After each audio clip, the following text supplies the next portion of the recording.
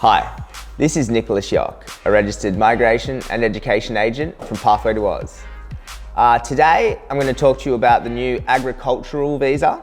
So look, not much is known about this visa. The Australian government recently announced the new agricultural visa that will allow workers from certain Southeast Asian countries to come to Australia and work on farms. The agricultural visa was likely introduced because of the abolishment or the proposed abolishment of farm requirements or farm work requirements for UK working holiday makers to extend your visa.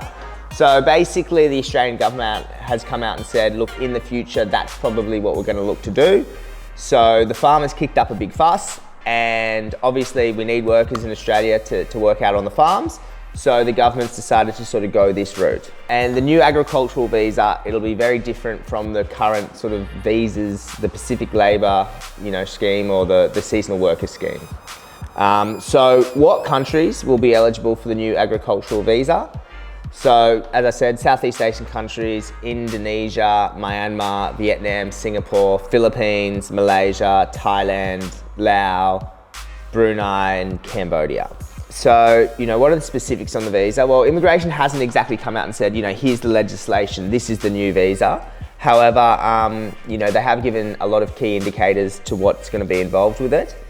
Government officials have come out and said that the visa is actually going to be for 3 years in duration. So when you apply for it, you get a 3-year visa. However, the visa holder will need to go home for 3 months of each year. So you can't stay in Australia for the full 3 years. And I think the Australian government also said something along the lines of you'll need to have at least 6 to 9 months of agricultural work in Australia every year. So look, when can you apply for this visa? The government hasn't come out and put any official policy or legislation or anything like that surrounding this visa.